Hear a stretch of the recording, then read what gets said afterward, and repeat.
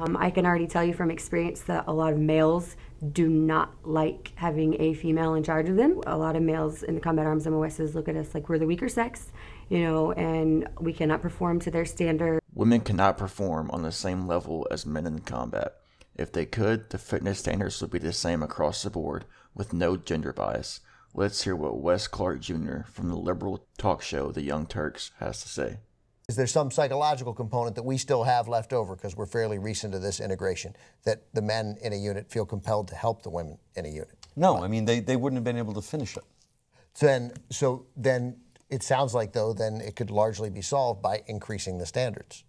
Pretty much, then you'd just have... Then you just wouldn't have women. Then you wouldn't have women. That's what would happen if there was equality of standards and not equality of outcome. Sounds like the security of the nation is being compromised to satisfy political correctness. This is the worst place to enforce social justice. This is war, and if we lose, we are slaves. That's the big thing. That's why they're pushing for more women, because they found that they're not getting high enough quality male applicants. And so for the last 15 years, they've been pushing for more and more women in the service, because so many guys now are just physically unfit.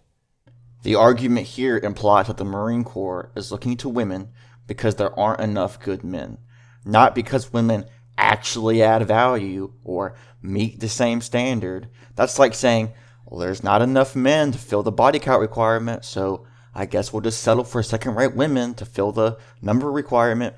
How did they not catch this during editing? The current goal for the Force Design 2030 is to reduce the size of the Marine Corps by about 12,000 Marines from 2020 levels, creating a Corps that is about 174,000 Marines by 2030. We need less Marines, not more. That's why I want to ensure that every Marine is successful at maxing out their pull-ups on their PFDs. But more than half the female recruits couldn't do it. So the Marines are pushing back the day when it becomes mandatory. If you have a failure rate of 55% and 99% of the men are succeeding, obviously this is not going to work. Men have to do 3 pull-ups minimum to pass the Marines fitness test. It takes 20 to earn a perfect score.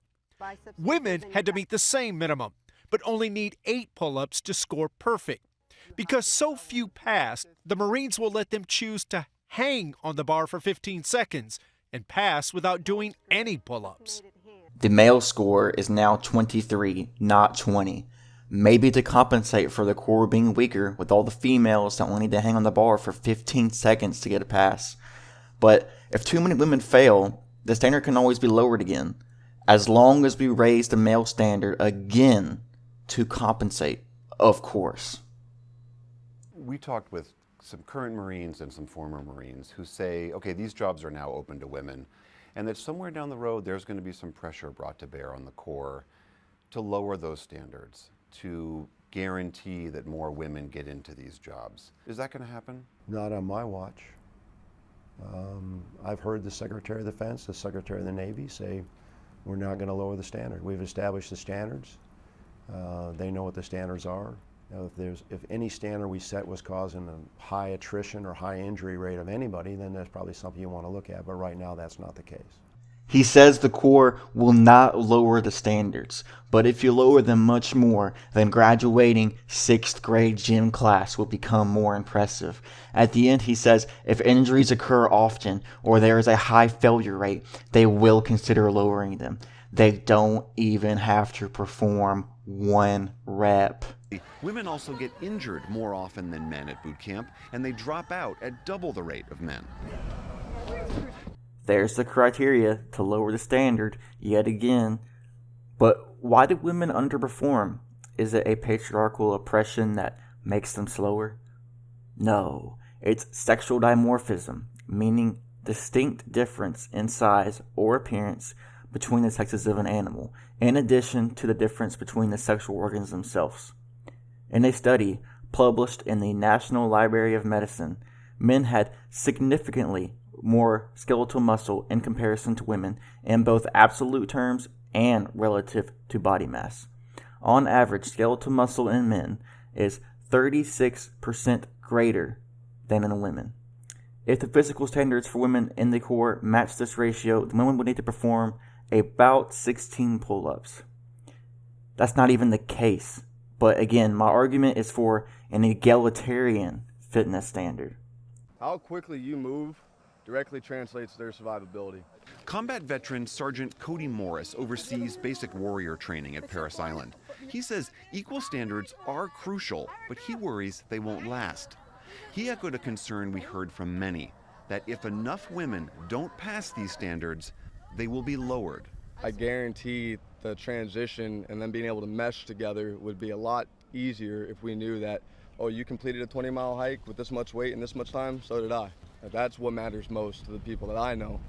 It isn't so much that you're a male and I'm a female and you're this and you're that. It's that the mission is hard and I need everybody to be able to accomplish it, not just meet some diversity criteria. He's right. The standards will be lowered to uphold the woman empowerment agenda at the cost of national security, safety, and the prestige of the title United States Marine. I graduated from Marine boot camp 5 years ago, and I remember the drill instructors making everyone have to work harder for the weakest recruits. An example being, if we all had to do 100 push-ups, and everyone did, except for one weak guy that could only do 50, all the other recruits would have to do their 100 reps plus the 50 that he couldn't do. And they would make the one weak recruit stand up and watch everyone work harder to pick up his slack. And that's how it works. Others will have to work harder if you suck.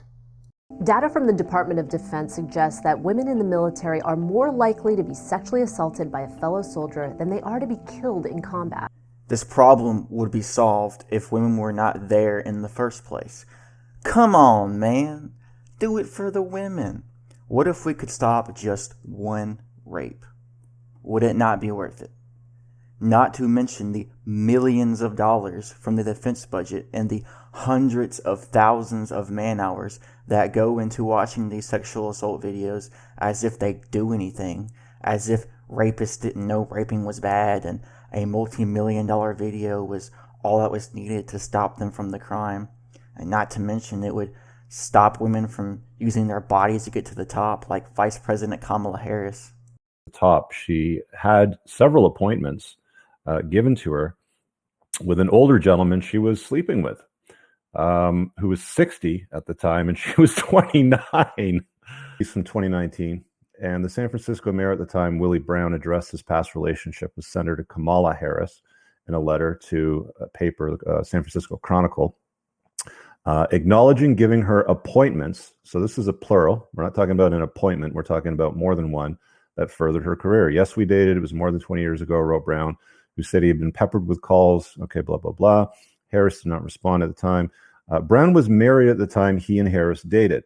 Now, he was estranged. So, yes, he was legally married to his wife, Blanche Brown, but they had not been together. So they weren't in a official, sounds like cohabitating type of marriage. So he was out of that, probably separated. But anyway, he was legally married at the time. So he says the relationship was not kept secret. A Sacramento Bee reporter told people that Brown had a succession of girlfriends. So this Willie Brown, the mayor of San Francisco, and would go to a party with his wife on one arm and his girlfriend on another. A all-male force will leave us with a stronger core using a smaller budget. It will aid in the downsizing goal, save money and man hours without the "don't rape me" classes. It would allow greater confidence that higher enlisted and officers earn their spot. It would stop rape and false rape allegations. The Corps is an expeditionary amphibious assault force for the defense of 331 million lives, where physical weakness costs lives. And it is not a place for free trophies or social experiments. With that being said, that is enough for this video. If you liked it, like the video and consider subscribing.